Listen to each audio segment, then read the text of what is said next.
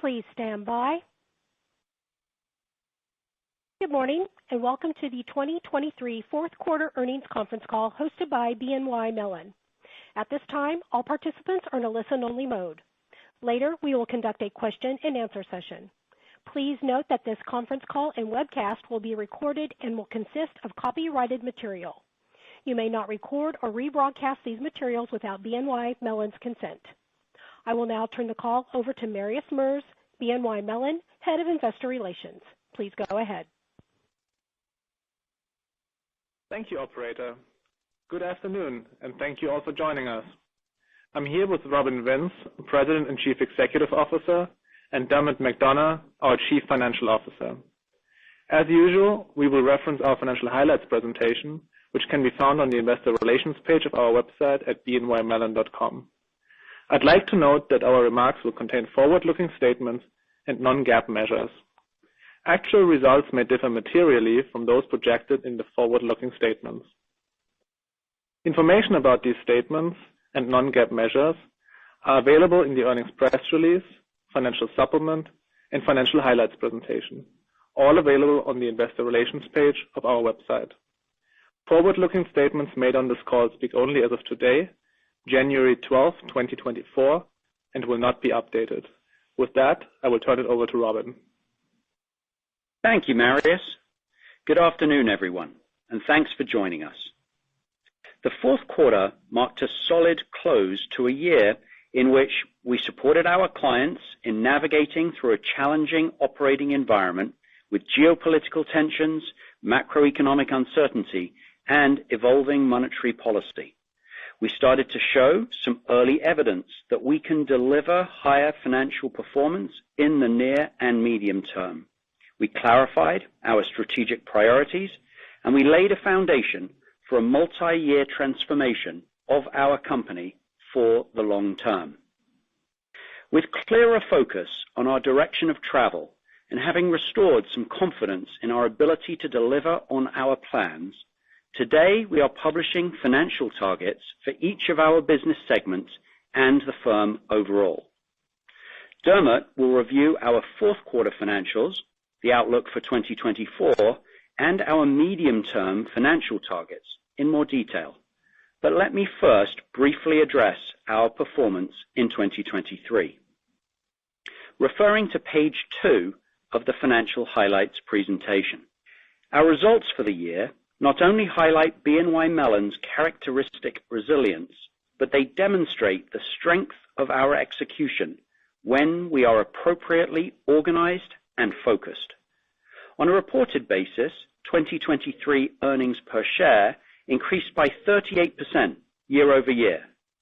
On a core basis, excluding notable items, EPS of $5.05 increased by 10% year over year. Both pre-tax margin and return on tangible common equity improved on the back of significant operating leverage. Excluding notable items, we generated approximately 180 basis points of positive operating leverage. ROTCE improved half a percentage point to 21.6%, and pre-tax margin improved roughly 80 basis points to 30%. Moving on to page 3. At the beginning of last year, we communicated 3 financial goals for 2023. First, we expected to generate approximately 20% net interest revenue growth year over year.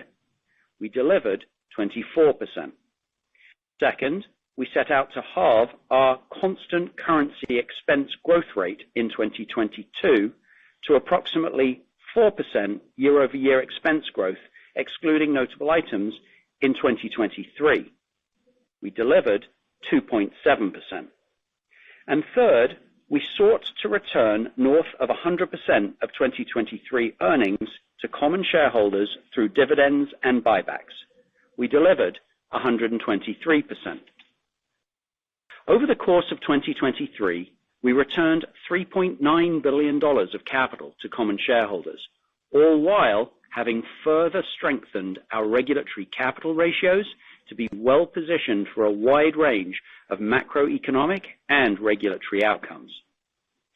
Though we are still at the beginning of our transformation journey, our ability this past year, not just to deliver on our commitments, but to exceed them, gives us confidence that we can effect meaningful change and consistently improve our financial performance over time.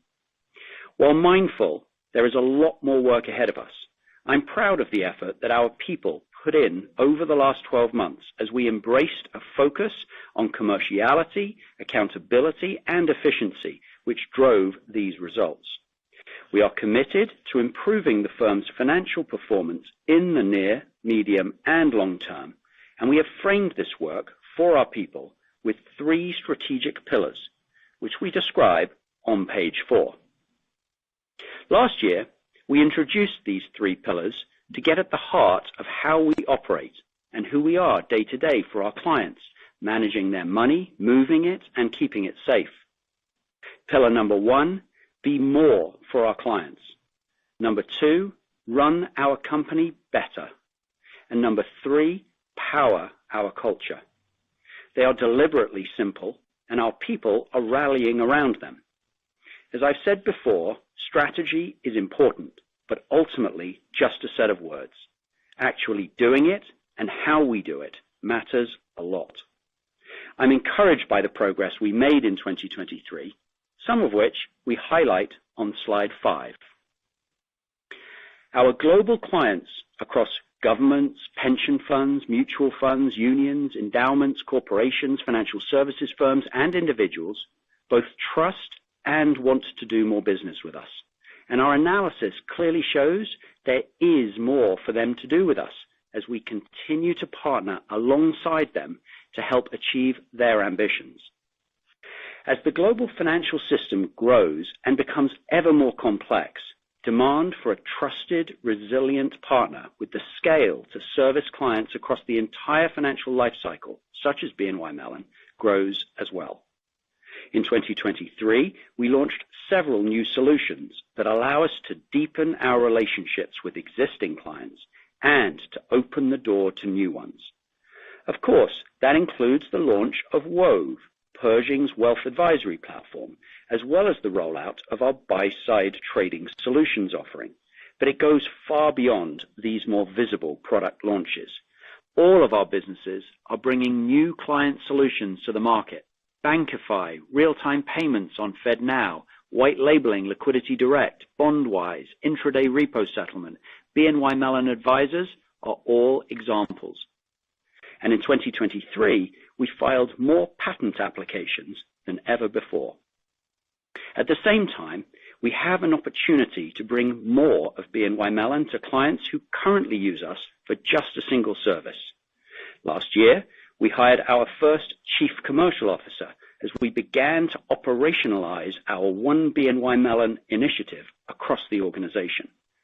As part of enhancing the organizational setup and focus of our client coverage organization, we created an integrated team to facilitate multi-line of business solutions at scale, and we also formed a coverage practice group to implement consistency in approach and tooling. Next, while 2023 was a foundational year in what will be a multi-year journey to transform to a more streamlined and effective operating model, we took important steps toward running our company better to improve efficiency, reduce bureaucracy, and be more intentional with how we spend so our investments in the business go further. We generated nearly double the amount of efficiency savings versus the prior year, which allowed us to self-fund over $500 million of incremental investments. And we laid the foundation needed to transition to a platform's operating model, including successful pilots in 2 areas of the organization, which were important proof points as we start to unlock the power of our platforms in several phases over the next couple of years. While we focus on being more for our clients and running our company better, we know none of it can happen without our people, which is why we are powering our culture to make BNY Mellon a place where people are proud to work and excited to grow their careers. We elevated recruitment and retention programs, including welcoming the largest class of campus analysts in BNY Mellon's history, a class double the size of the previous year, and we're going to double it again this year. We launched our BK Shares program to grant shares to the 45,000 employees who didn't previously receive stock as part of their compensation, to cascade a sense of ownership and accountability across our company. And we rolled out enhanced employee benefits, recognizing value in fostering both a human and high-performing work environment. I'll wrap up where I began. We remain confident in the strength of our culture, our strategy, and our ability to execute to help us unlock value for our clients, our shareholders, and our people. 2023 was an important year in which we assembled more of the team that can deliver on what is needed, and we got ourselves pointed in the right direction for what we need to achieve. But it was also a year where being humble and resilient mattered. While we have a lot of work ahead of us, what has started as a theory and a belief now has early proof points, and we can see the possibility of what we can achieve. We have an ambitious agenda as we move forward, but I continue to be optimistic about the opportunity ahead. With that, I'll turn it over to Dermot. Thank you, Robin, and good afternoon, everyone.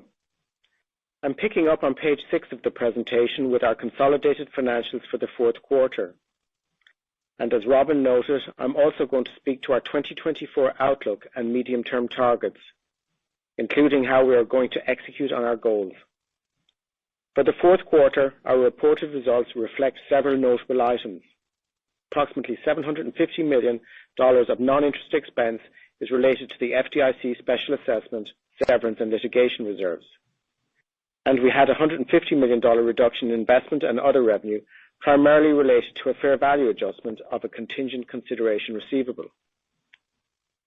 Total revenue of $4.3 billion was up 10% year over year, or up 2% excluding notable items. Total fee revenue was flat, reflecting 3% growth in investment services fees, which was offset by a 5% decline in investment management and performance fees, and a 25% decline in foreign exchange revenue. Investment and other revenue was a negative $4 million in the quarter, reflecting the fair value adjustment that I mentioned before. Net interest revenue was up 4% year over year, primarily reflecting higher interest rates, partially offset by changes in balance sheet size and mix. Expenses were up 20% year over year on a reported basis, primarily reflecting the FDIC special assessment. Excluding notable items, expenses were up 4%, reflecting higher investments and the impact of a weaker dollar, as well as inflation, partially offset by efficiency savings. Provision for credit losses was $84 million, primarily driven by reserve builds for commercial real estate exposure. Reported earnings per share for the fourth quarter were 33 cents. Pre-tax margin was 8%, and return on tangible common equity was 6%. Excluding notable items, earnings per share were $1.28, pre-tax margin was 28%, and return on tangible common equity was 21%. Turning to capital and liquidity on page 7. Our Tier 1 leverage ratio of 6% remained largely unchanged, down 8 basis points to be precise, compared to the prior quarter. Tier 1 capital remained essentially flat at $23.1 billion, as the impacts of capital distributions to common shareholders and our redemption of $500 million preferred stock were offset by an improvement in AOCI and capital generated through earnings. Average assets increased by 1% sequentially, primarily reflecting deposit inflows in the fourth quarter. Our CET1 ratio is 11.6%, which represents a 20 basis points improvement compared with the prior quarter. CET1 capital was up 3% sequentially, primarily reflecting capital generated through earnings and the improvement in AOCI, partially offset by the impact of capital distributions to common shareholders. Risk-weighted assets increased by 1%. Consistent with the prior quarter, we returned $450 million of capital to our common shareholders through share repurchases, and we paid approximately $330 million of common stock dividends in the fourth quarter. The consolidated liquidity coverage ratio was 117%, a 4 percentage point sequential decrease, primarily reflecting deposit inflows in the quarter, which are considered non-operational until they are seasoned under our operational deposit model. And our consolidated net stable funding ratio remained roughly unchanged at 135%. Next, on page 8, net interest revenue and additional details on the underlying balance sheet trends.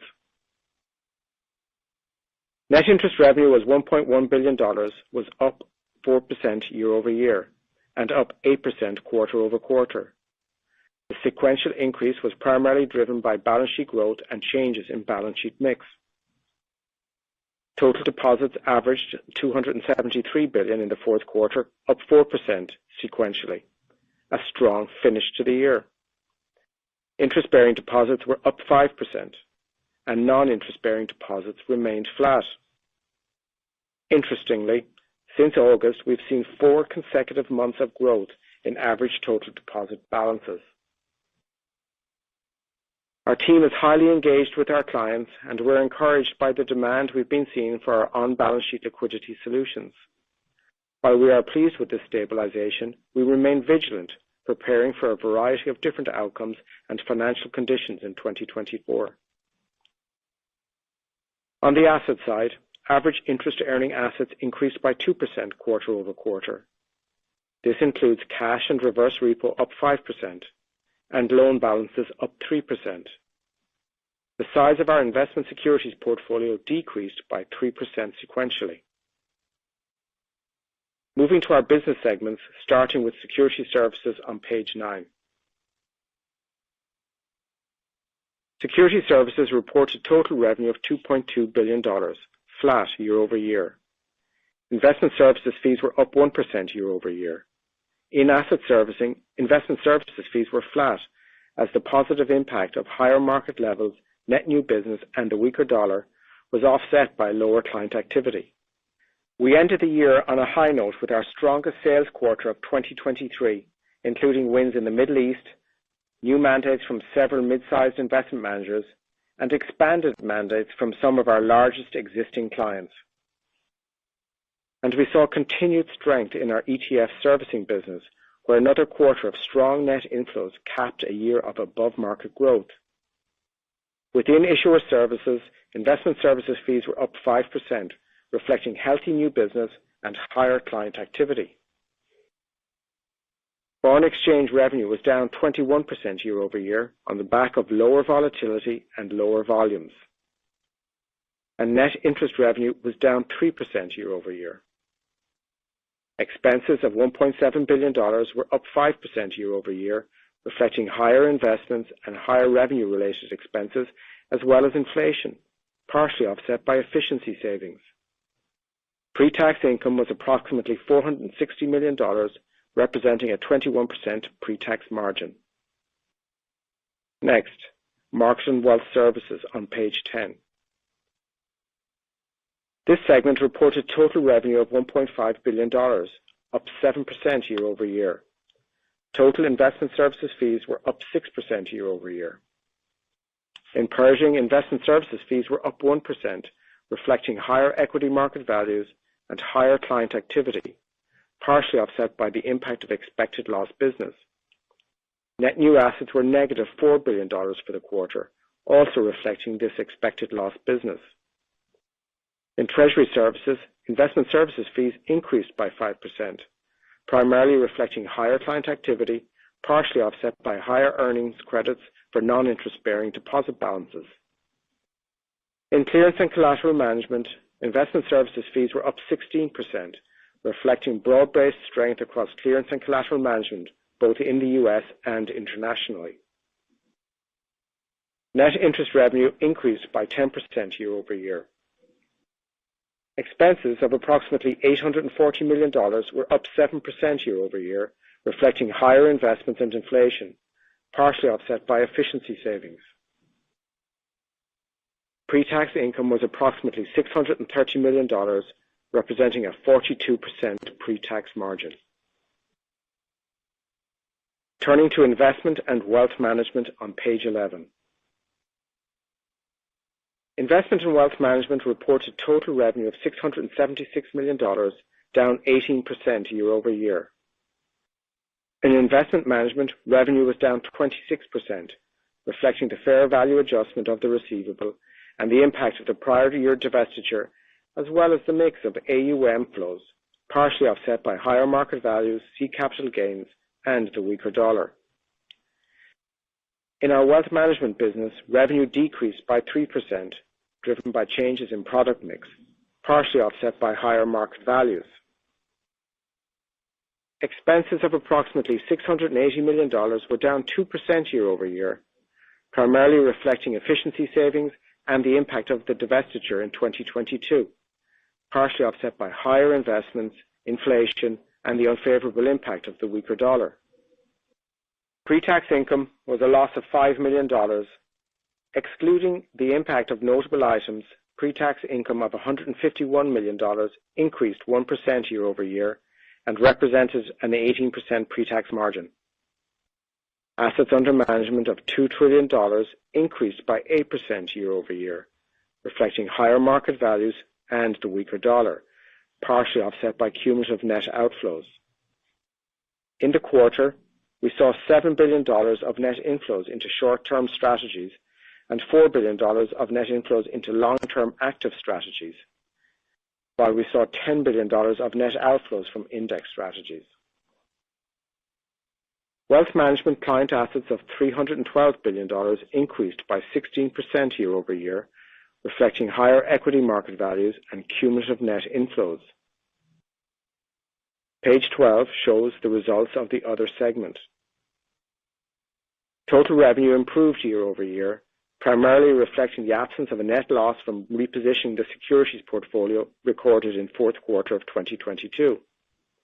And expenses of $693 million included $505 million related to the FDIC special assessment.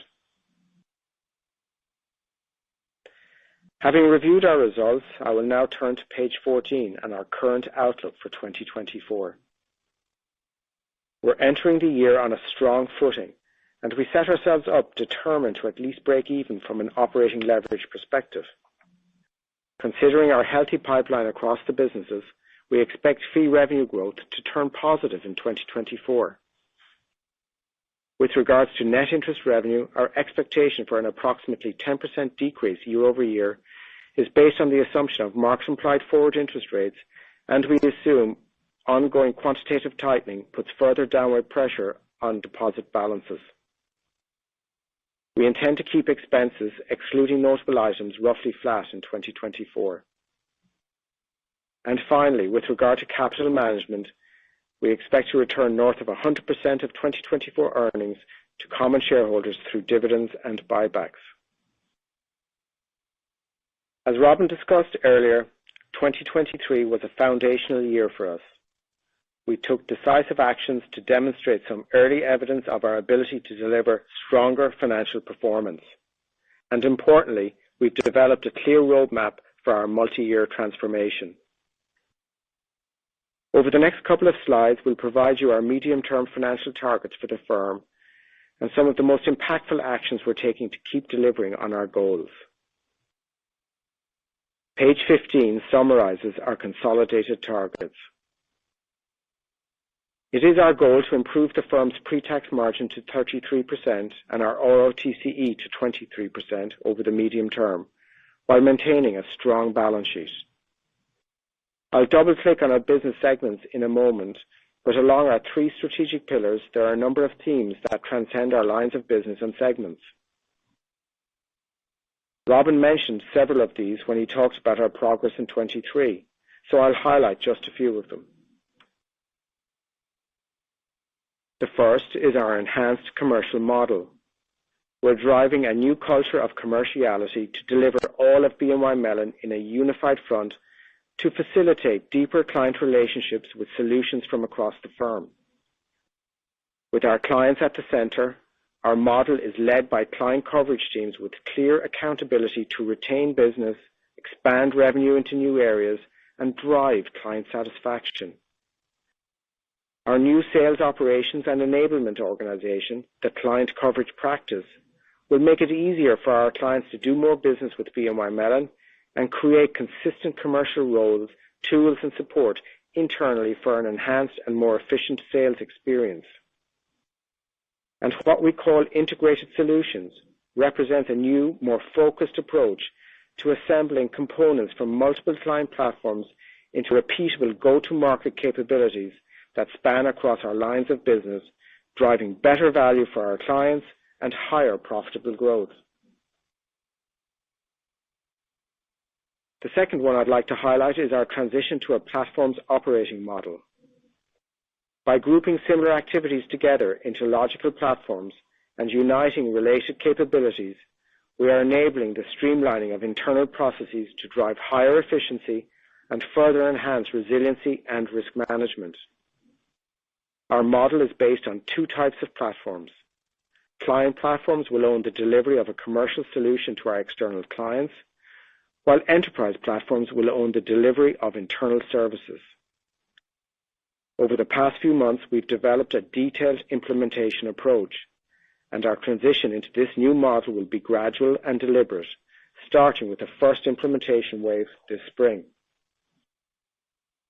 And the third is our culture. People come to BNY Mellon to make an impact on global financial markets. While we focus on driving growth and running our company better, none of it can happen without our people. That's why we're making meaningful investments, including in enhanced learning, development, and feedback to foster exciting careers. Moving to our segments, starting with Security Services on page 16. Here we are reiterating our existing 30% pre-tax margin target. Over the past 24 months, we've improved the margin from 21% in 2021 to 25% in 2023. We're pleased with the performance of the business over the past 2 years, but we appreciate that the path from 25% to 30% will be the harder yards. First of all, we're firmly focused on driving down the cost to serve. We have and we continue to make significant investments in uplifting several platforms that support core services, including fund accounting, tax services, corporate actions, and loan administration. Additionally, we continue going after inefficient processes. Over the past couple of years, we cataloged all of these processes, and we've made some good progress in our digitization efforts, but there's more work to do. We're also taking a more strategic approach to deepening client relationships going forward. Using enhanced tools to better understand client behavior, quality of service, economics, and revenue opportunities, we are expanding wallet share and improving client profitability. Last but not least, we're pursuing several opportunities to drive an acceleration of underlying growth. On the back of our investments over the years, we have become a premier provider of ETF servicing globally, and we expect to maintain our strong momentum through continued innovation. Similarly, in private markets, another one of the fastest growing market segments, we've established a strong market position with more room to expand our capability set. Moving on to Market and Wealth Services on page 17. As you can see on the left side of the page, this segment has a good track record of solid growth and attractive margins. Our focus here is to accelerate growth through deliberate investments without compromising profitability. I'll start with Pershing, our company's second largest line of business.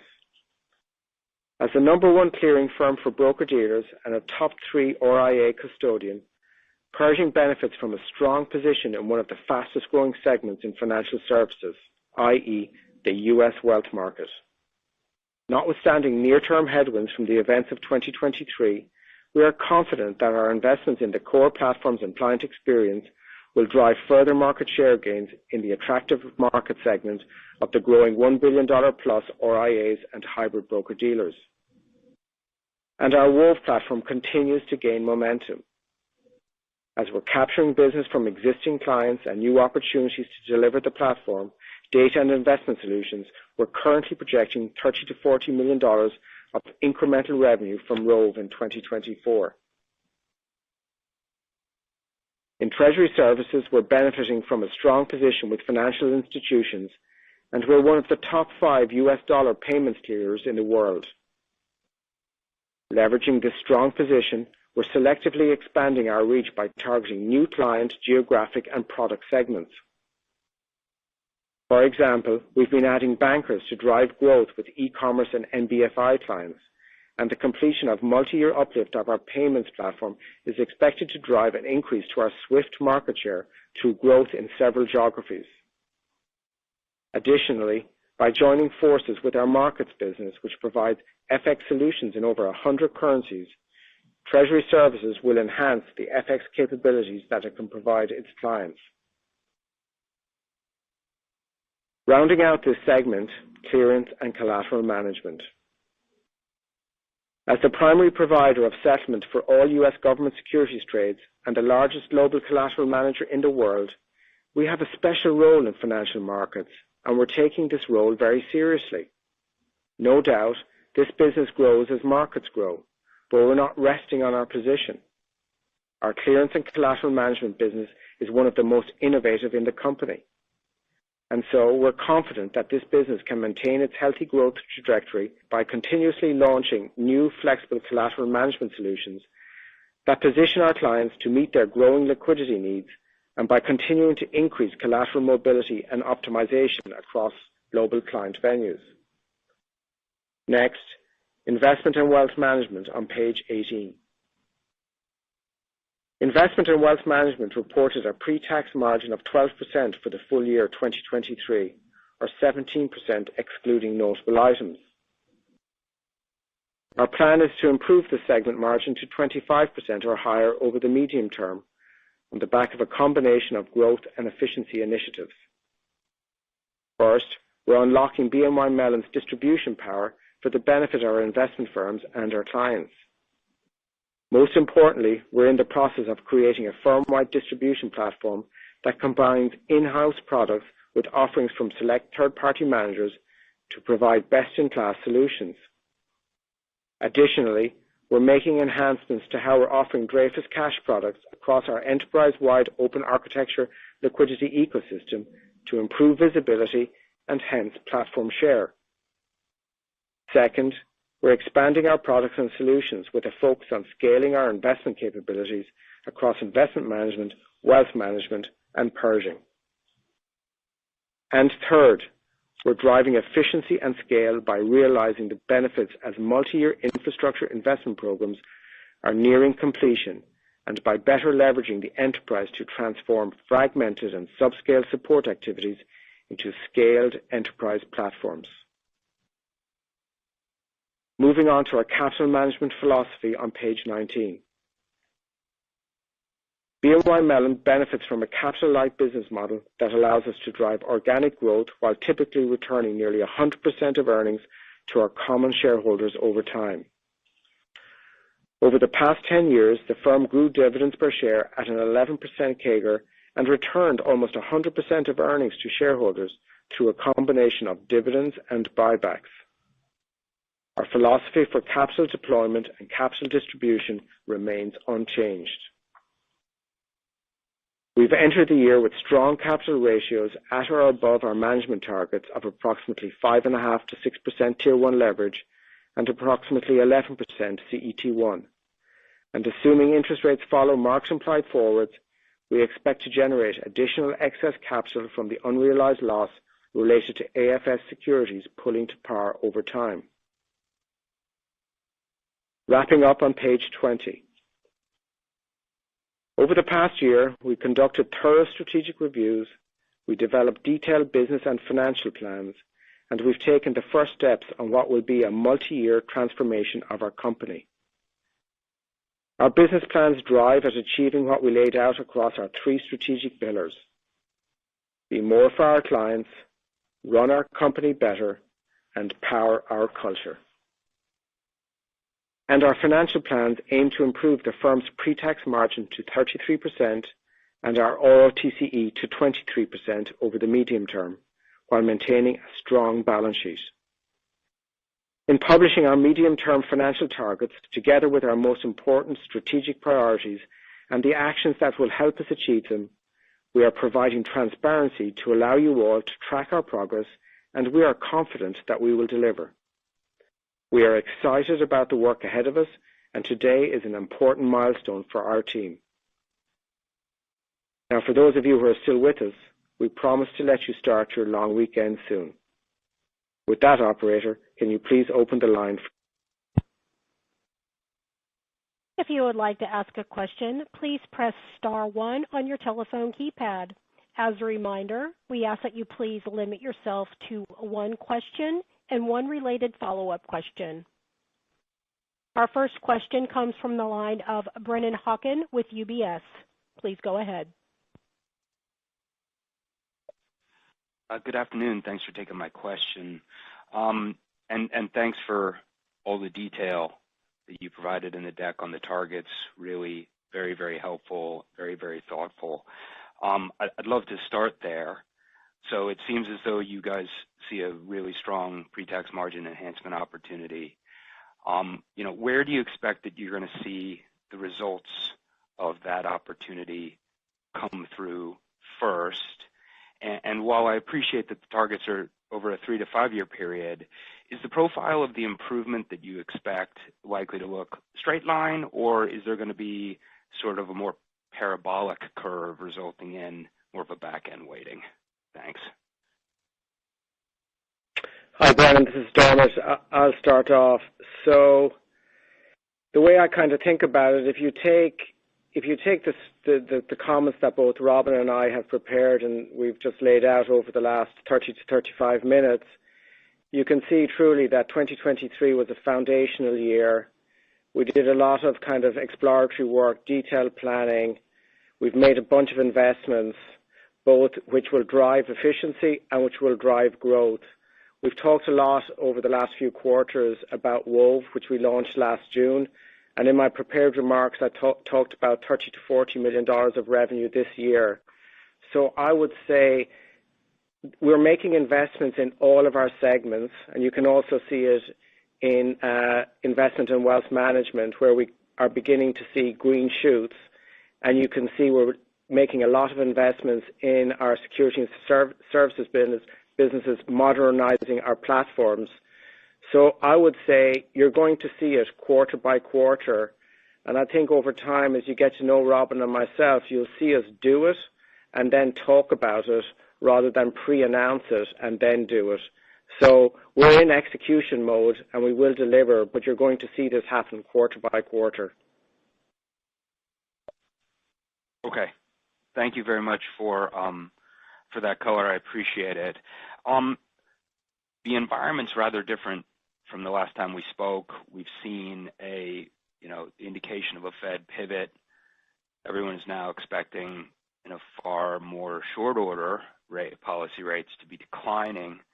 And so we saw an uplift, even though there was only a little bit of averaging in of policy rate a little higher this quarter. We did see an uptick on the deposit cost side. So what drove that?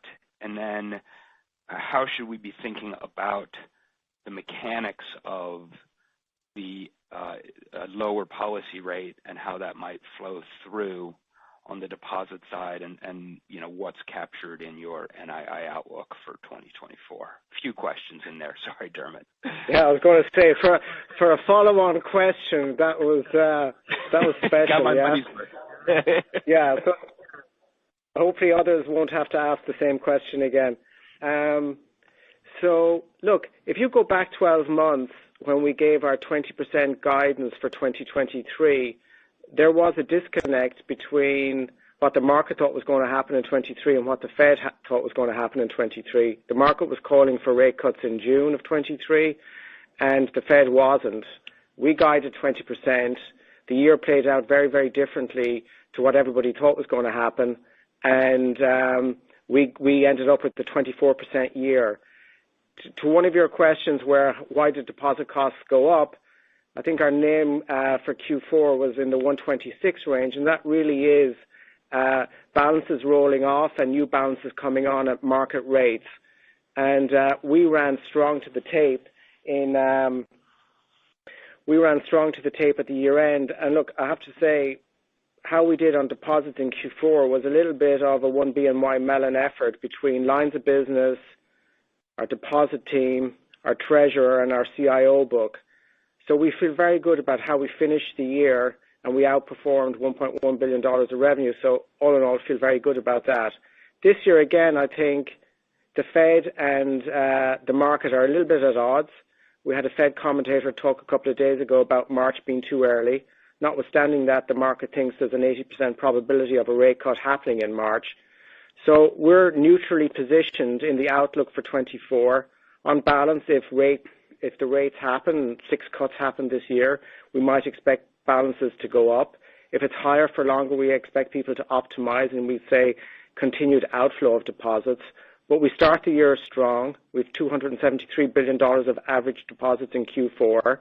We feel good about our NIM for 2024. So we feel we're set up nicely, but the balance of outcomes, we think, down 10% for 24. Okay. Thanks for taking my questions, and thanks for the patience with the multi-parter. Our next question comes from the line of Mike Mayo with Wells Fargo Securities. Please go ahead.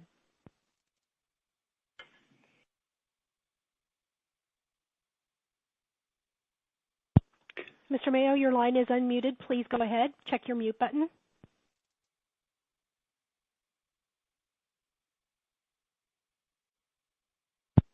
Mike, we can't hear you, so Mike, we can't hear you, so we'll come back to you. Maybe you have an issue connecting. Actually, I'm here. Can you hear me now? Oh, yep, just in the nick of time. Okay, just made it. So let me see if I did okay in my math class in school. So in 2024, you're guiding for flat expenses, flat or higher operating leverage, NII down 10%. That implies fees up 3%. So did I do my math correctly? And if I did it correctly, why only up 3%? So, Mike, yes, Robin, we're not going to quibble with your math or with your English comprehension either from our commentary. You've gotten right what we said. We've intentionally not guided on fees because of the nature of the year, and we recognize that there are a lot of different inputs to that. So we recognize that the year can, in fact, turn out in various different ways. We feel committed to the flat to plus on the operating leverage that we've committed to, and we've guided to how we think the other things are going to play out. And so that was quite deliberate, and we're focusing you on the things that we've talked about, but obviously from a math point of view, we understand how the math works. The more important question would just be your medium-term target to take your returns to 23%, up from 21% last year, I guess 21.5% or so this past year. How do you define the medium term? And for that 150 basis point increase from here, how would you segment that? Like efficiency, revenues, buybacks, or some other way, just to give us like a simple waterfall chart in words? So the way I would think about it, Mike, is, not to give you a kind of a weak answer, it really is all of the above. And if you think about fee revenue, we're very focused on higher organic growth, and we set about that. And, we've made a lot of mention about the Chief Commercial Officer, one BNY Mellon, and kind of just generally de-siloing the organization. We really feel optimistic about being able to deliver over time higher organic growth. Also in 2023, FX volumes around the world and volatility was lower, and so we expect FX revenue that to normalize, which should give us a boost. And look, we're optimistic about where equity markets are going to go, and so in our plans we have mid-single-digit equity market appreciation to support that fee revenue growth. On expenses, look, I think 2023 was a year where we got 50+ thousand employees on the same page as how Robin and I think about, and the management team think about, running our company better. We don't talk about cost cutting or, headcount layoffs. We talk about what are the things that we need to do to run this company better. And I think we have 50,000 people aligned with us now, and I feel very optimistic through all the projects that we have underway to digitize the firm, automate processes, deliver more for our clients. So everything will feed together and we'll do a lot at the same time. And with all of that, we'll be able to buy back more stock, which will drive us to that higher ROTCE and pre-tax margin that you talked about. And Mike, I'll just add one thing to that, which is we talked at the beginning of 2023, and you pressed us on this, and rightly so, in 2023, about the fact that we hadn't before managed to tell the improved expense story that we think we actually ended up telling in 2023, and that was an important focus. We also recognized that we were likely to have a good NII year, and we took the opportunity of those two things to be able to invest for future fee growth. And we never thought 2023 was likely to be a very strong fee year because the fees take time to be able to generate their return from the investment that we're putting into it through the various different things that Dermot just detailed. And so we've set ourselves up, we think, to now be able to really leverage those investments, and that's a 24, 25, 26 story. Now, of course, we'll stay focused on NII. We'll absolutely stay focused on efficiencies and expenses. We think AI will play a story in that over time, probably not a short-term story, but more of a medium-term story. And that's how the whole thing comes together from an operating leverage point of view. So the way we got there in 23 is probably going to be different than the way we'll get there in 24. We're trying to point you to that through the disclosures. Thank you. Thank you. Our next question comes from the line of Brian Bedell with Deutsche Bank. Please go ahead. Great. Thanks. Good afternoon, folks. Thanks for taking my questions. Again, also thanks for all the detail around the businesses and long-term outlook as well. If I can focus on slide 16 in the securities servicing goals there. How do you think about, in terms of automating the processes, those first two boxes that drive the cost to serve down, and then the second one on deepening client relationships? How do you think about the effect of digitizing and automating these processes, and whether sort of matching that against to what extent you can actually enhance the revenue profile as well? Or are you favoring lowering the cost and not so much enhancing the revenue profile by digitizing the services? Or is there two parts of that where you can also improve the servicing quality? Okay, so here's how I would answer that, Brian. So I said in my prepared remarks, we've made a lot through last year and this year in the budget process, we have made a lot of investments in our foundational infrastructure that supports the asset servicing business. And so that's going to result in greater automation and a better client experience. We hired a new head of operations last year, and he's made a tremendous impact and is spending a lot of time with our clients through understanding client behaviors, where they're able to explain to us what they need, and we can then figure out how to change our processes to be more automated to deliver their solutions. So we've made a lot of good progress there. So through driving down the cost to serve, we're going to give better client experience, which will then ultimately lead to enhanced revenue and enhanced client experience because the clients will be happy with us. The other thing I would say is for asset servicing specifically, we had our strongest sales quarter in 2023. We come into 2024 with a very healthy uninstalled book of business, and we feel very good about the mandates we won in Q4, and we feel very good about the pipeline coming into 2024. So I feel very, very good about all the leadership changes that we've made in asset servicing over the last 12 months, the hires we've made, and the impact that they've made since they've joined. And then within the other part of security services, corporate trust and depository receipts, we're making significant investments in corporate trust this year to do a lot more digitization and a lot more automation so we can scale the business and drive that margin higher. That's great color. And then just to follow on the balance sheet, deposit beta, the Fed cuts, and maybe if you can also comment on international cuts from the Bank of England and ECB. How are you viewing your deposit beta on the downside? Do you think within your guidance, or are you able to move that down commensurately, or is there a significant lag, and does that differ between the U.S. and Europe? So just to kind of give you a general framework, nothing really has much changed quarter over quarter.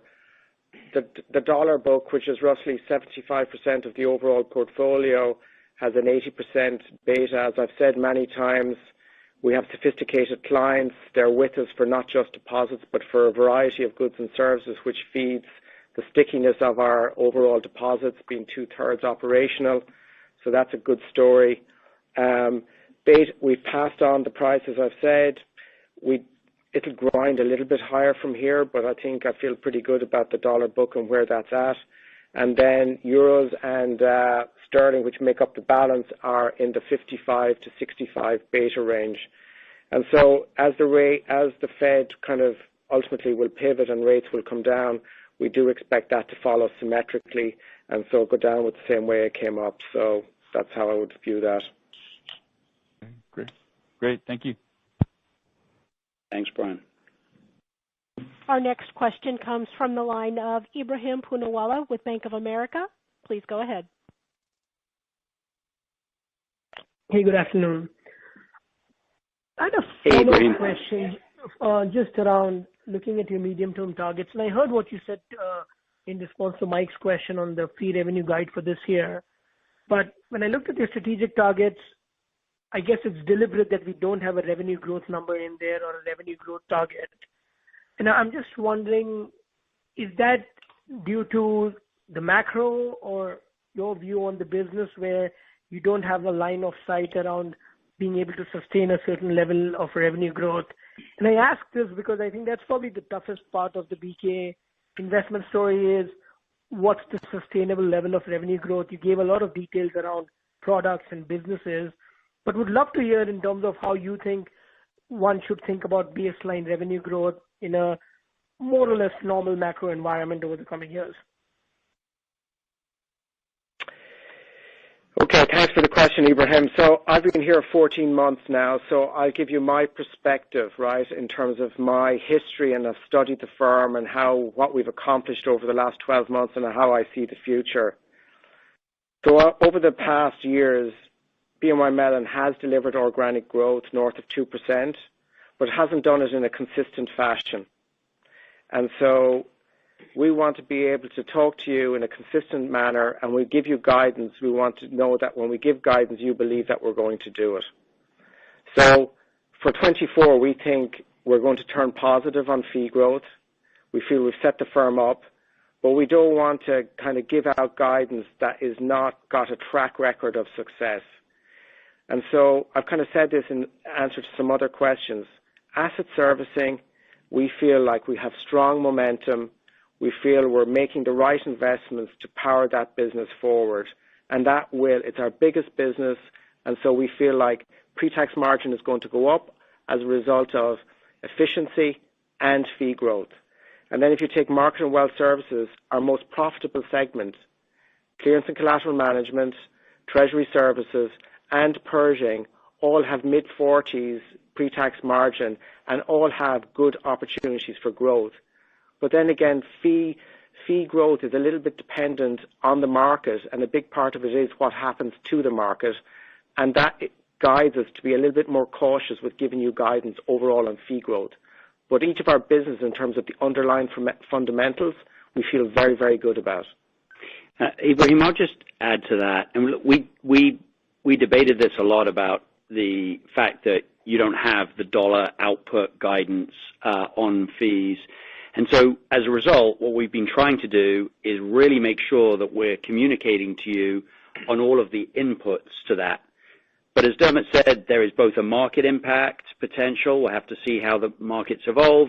And there's a bit of a portfolio effect, which is we've really invested in a lot of different places. We have good good confidence around the fact that several of those are going to yield something in 2024 and then hopefully continue to yield more in 2025. But it's hard for us to be able to know exactly what's going to hit and exactly when it's going to hit. So we've got a confidence on a portfolio basis around those investments, but we don't have the absolute line of sight that makes us comfortable to tell you the exact number in the exact quarter that is actually going to hit. And so all we can do is show you the inputs and now point to a year of track record in 2023 around the fact that we have in fact made progress on the things that we said we were committed to make progress on. That's helpful. Good color. Thank you. And just a separate question. I mean, I'm sure most investors like the fact that you're going to be buying back stock. But when you think about, given the sort of run in the stock valuation-wise, is there any sensitivity to where you probably don't want to be leaning into buybacks? And secondly, are there other good users of capital, one of them being inorganic M&A-driven growth, or is that just off the table right now? So you're right that we have an implied waterfall of how we think about our capital. And the first is to be able to invest it profitably well in the business. And then towards the bottom of that waterfall is if we have surplus capital after we've taken those things into account, we want to return it to our shareholders, and that's what we've been doing. And so that waterfall hasn't changed in how we think about it. Now, in terms of M&A, right now we're focused on what we have and how we think that we can improve it. That's really been the story. Dermot really made the point around running our company better, and we think that there's so much opportunity in the franchise to be able to run ourselves better and have the growth that we haven't wanted to distract ourselves with M&A. Now, we have a high bar. We've had a high bar. We continue to have a high bar, but we are keeping our eyes open, and I think that's the right thing to do, particularly for things that would help us to accelerate our delivery. We're not looking at transformation. We're not looking at big pivots, but we are always interested in things that can, in their own way, speed us on the journey that we've laid out to you. Got it. Thank you for taking my questions. Our next question comes from the line of Ken Usdin with Jefferies. Please go ahead. Thanks. Good afternoon. Last year you guys did a really good job setting a hittable bar on that NII point that you made earlier, and we ended up seeing a nice increase to NII to the end of the year up to $1.1 billion. So just wondering, given that you're still setting a new bar to down 10, which implies definitely like a settling down from the 1.1. I'm wondering, to the prior conversation on rates, just can you help us understand like the cadence of that, the direction of travel, and then with regards to the rates forecast you're building in, like when that settles back down and starts to bottom? Thanks.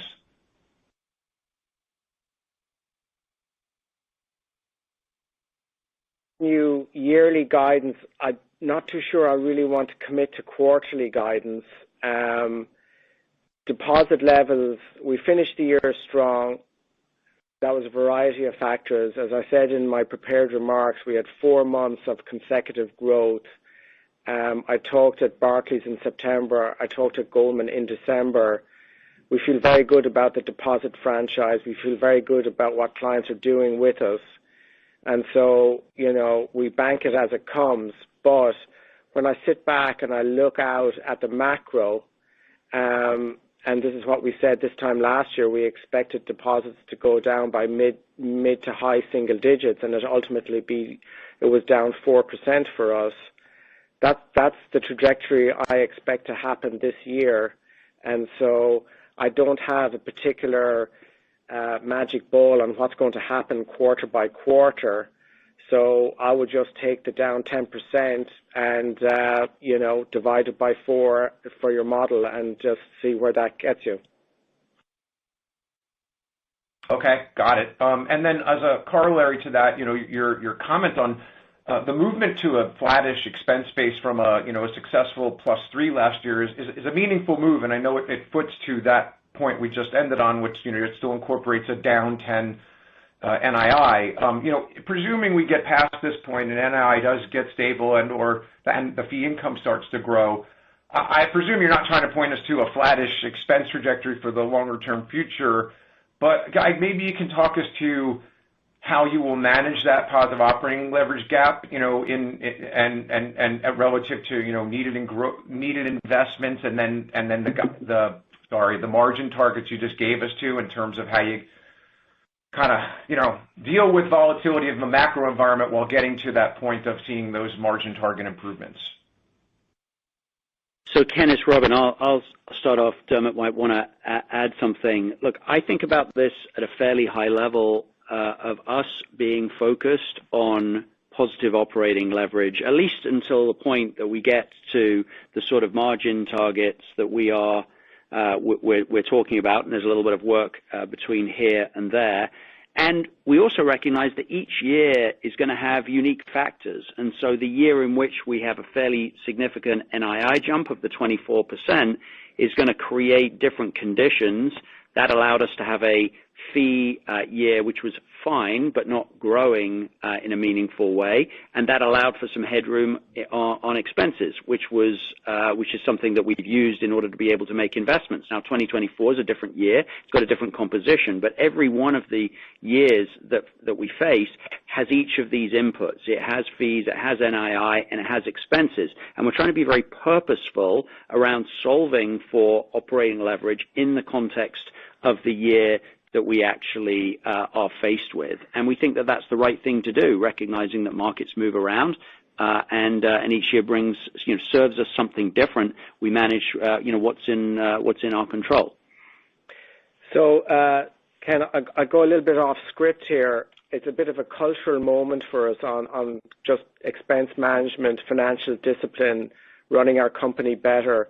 I talked with one of the executive committee yesterday, and he said, Dermot, you have a very high bar for yourself on flat expenses for 2024. And I said, no, we have a high bar, we as a firm, and that's down to all of us. And we talked to our managing director population earlier today, and we're all in it together about running our company better. And I think that's an important cultural pivot that we've managed to achieve over the last 12 months. Yeah, got it. Thank you, guys. Appreciate it. Our next question comes from the line of Glenn Schorr with Evercore ISI. Please go ahead. Thanks very much. So just one big question, if I could. So I think you've been talking about getting clients to do more business with Bank of New York Mellon, which and you're executing on getting them better, and you invested a lot. I did hear you today talk about improve the service, and then clients will consolidate business. So my question is, high level, it feels it's natural and it feels like it's working, but you're putting a lot of effort and expense at improving and modernizing and digitizing your businesses that actually haven't been growing as much and or need to modernize more and have lower margins to improve them. But is there any thought towards maybe you're supposed to put capital towards actually your highest profitable business and ones that grow? It's a question on, do you need the whole portfolio, basically? Yep. So the short answer to your question, Glenn, is yes, we do. And, as Dermot has laid out and we've laid out in the materials, particularly, there is a subtly different flavor to the investments that we are making in each of our segments. And so in the security services segment, our focus is on the efficiency and cost to serve as well as growth. We haven't ignored growth, but we recognize that making sure that our margin in that business continues to improve will allow us to be even more competitive because we're the world's largest custodian. We want the benefits of our scale to fully translate into our pricing with customers and the service that we can provide. So it's got a tilt towards efficiency in that business, and there's a lot of digitization that can be brought to bear there. We are excited about the medium-term potential of AI. We're excited about the shorter-term benefits of our new leadership team in operations, and the things that Emily and her team are working on are really targeted to that. But we haven't forgotten about growth in the space, and that's why Dermot mentioned we actually had our best sales quarter at the end of last year in that business. Now, you're right.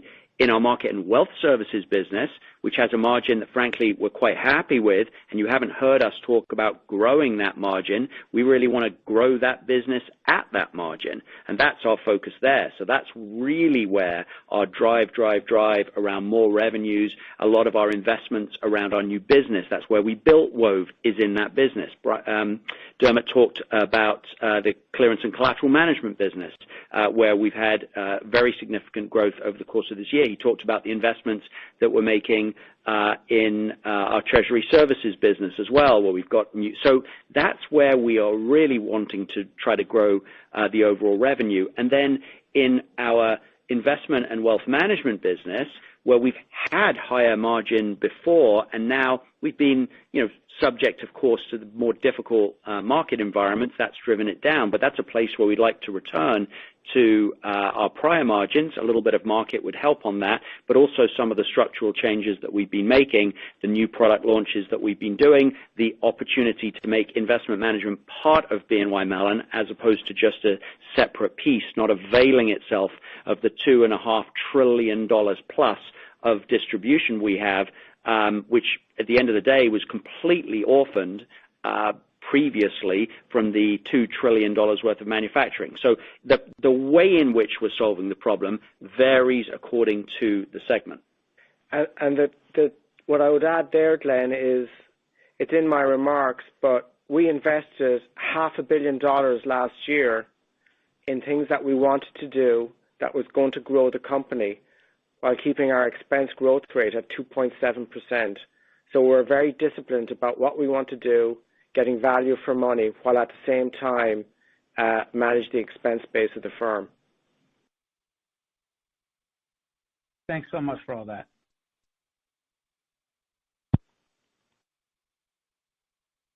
Our next question comes from the line of Manan Gosalia with Morgan Stanley. Please go ahead. Hey, good afternoon. Can you talk about your assumptions around QT in your NII guide, and are you assuming it continues at the current rate?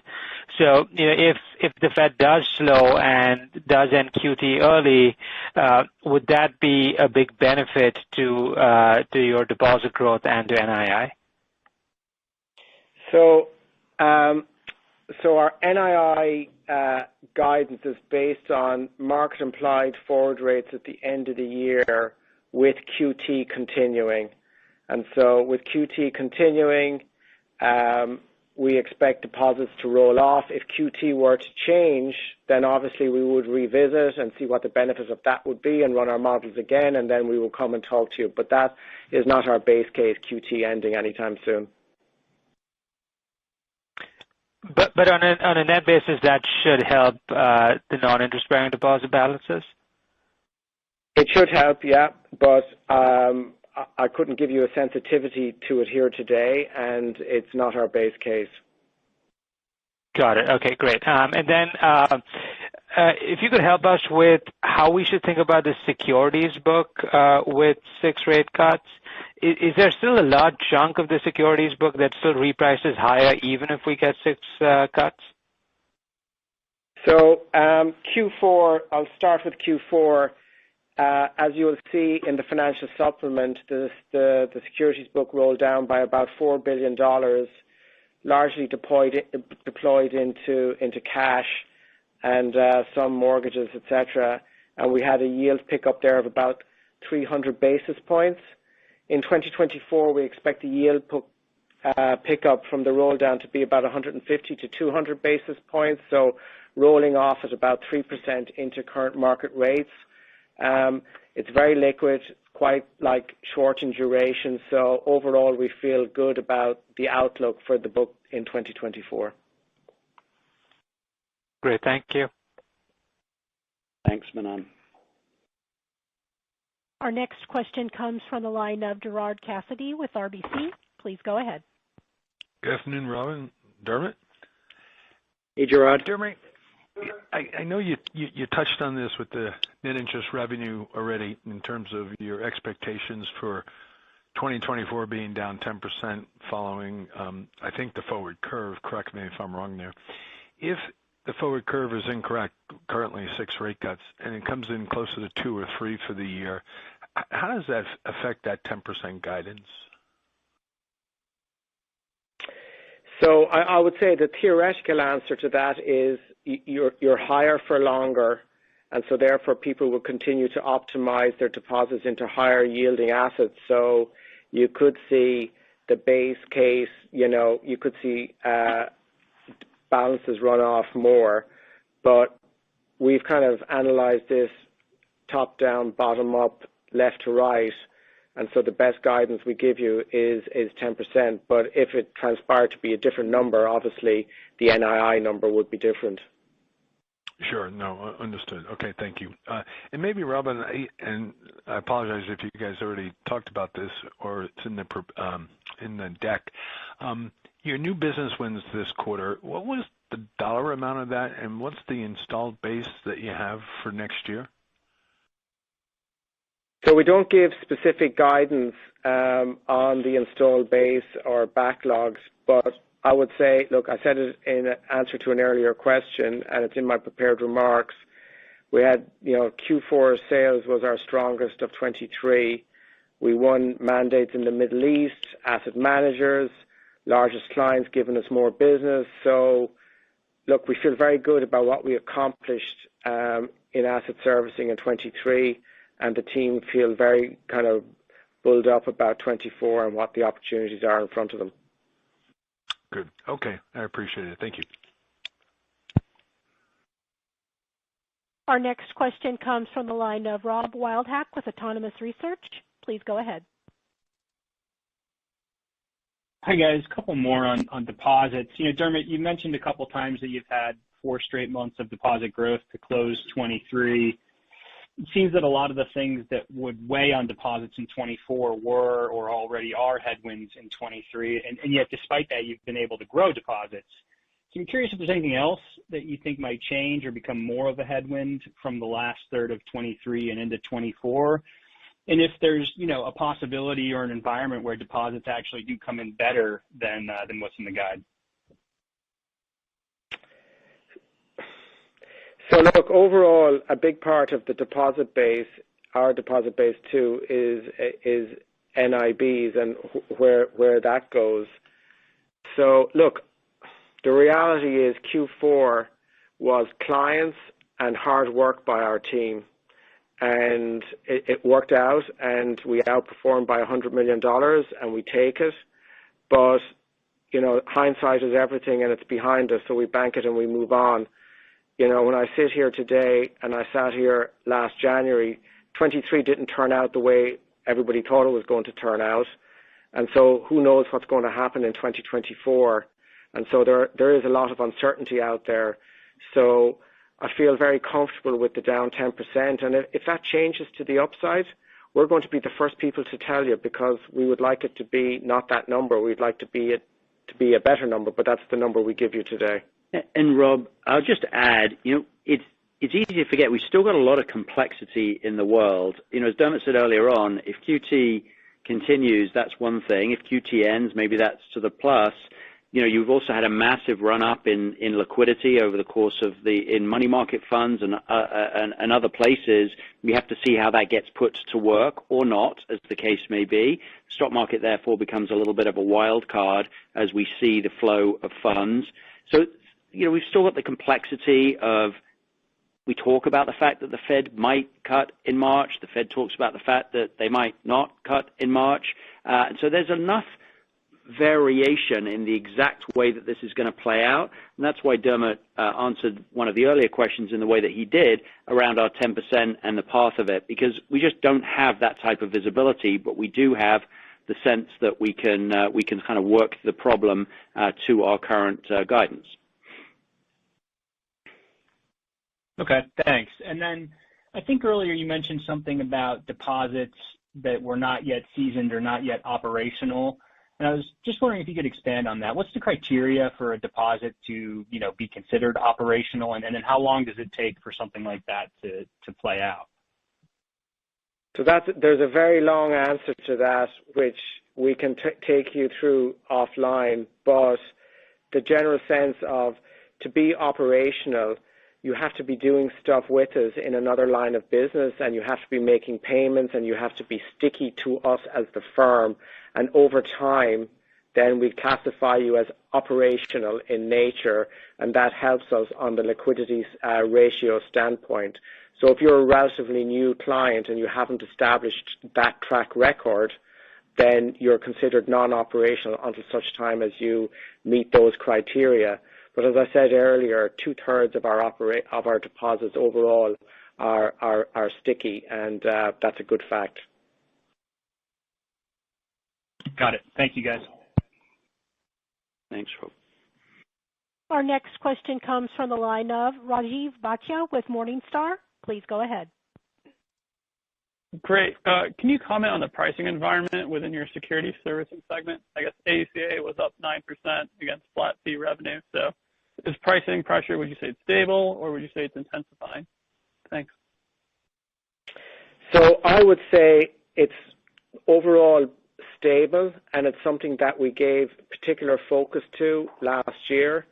And we've gone through it client by client, analyzed client profitability, which clients are profitable, which clients aren't, what we can do in terms of cost to serve, and how do we price on a marginal basis versus a fully loaded basis. So over the last 12 months, we've done a lot of foundational work on how we become more sophisticated in terms of how we price our business and how we talk to clients vis-a-vis pricing. So I would say stable with a positive momentum to it. Great, thanks. And our final question comes from the line of Mike Mayo with Wells Fargo Securities. Please go ahead. Hi, thanks for the follow-up. At the Boston Bank Conference in November, Emily Portney, the head of your asset servicing business, seemed very excited about AI and the implications and the implementation of that in the asset servicing business. And I'm just wondering if that excitement is shared throughout BNY Mellon and what you see as potential use cases and the ability to go from pilots to production. Is it, beyond the hype, where is the reality of AI and, any specific numbers of what it might be able to do? Yeah, Mike. Look, the short answer is yes, we are excited about AI. We're excited about it over the medium term. We stood up in 2023 what we call the AI Hub, where we gathered up a bunch of engineers under sort of top talent leadership to really focus on building out a set of capabilities. They worked with every business and every function in the firm to canvas for use cases. We had hundreds of those. We developed a series of different themes for investment because there's a lot of duplication actually across the different use cases when you think about them on a fundamental functional basis. And then these themes for investment are things that we've actually been investing in. And so we do have things in production. We actually have a piece of software today that is creating predictions for clients in our treasuries business actually that looks at fails. We've talked about that before. That's a good example, and that was a very early AI implementation that we made. And it's actually a piece of software that we currently earn some revenue on as part of our CCM business. It also contributes more broadly to market stability, and it's a great client service.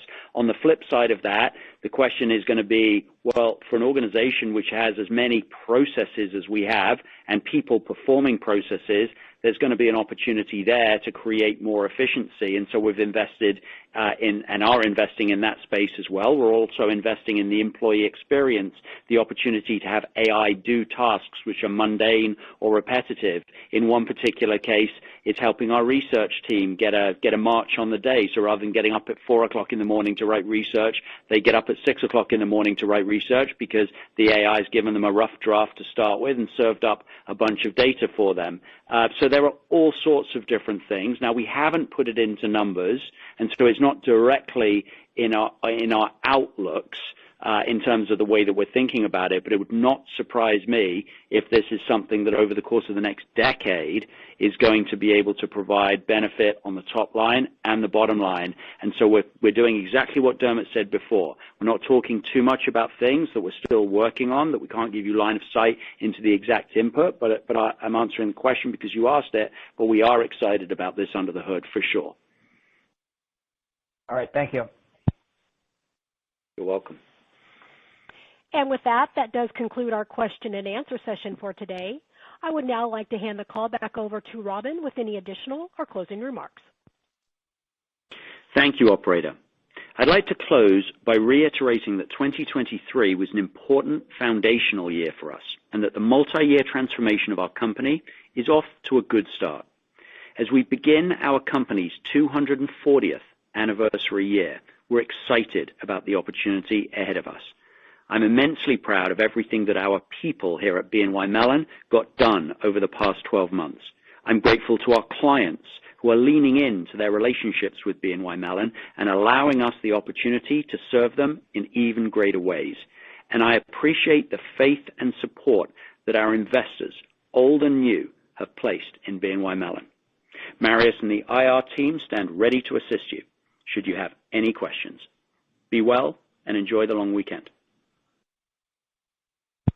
Thank you. This does conclude today's conference and webcast. A replay of this conference call and webcast will be available on the BNY Mellon Investor Relations website at 5 p.m. Eastern Standard Time today. Have a great day.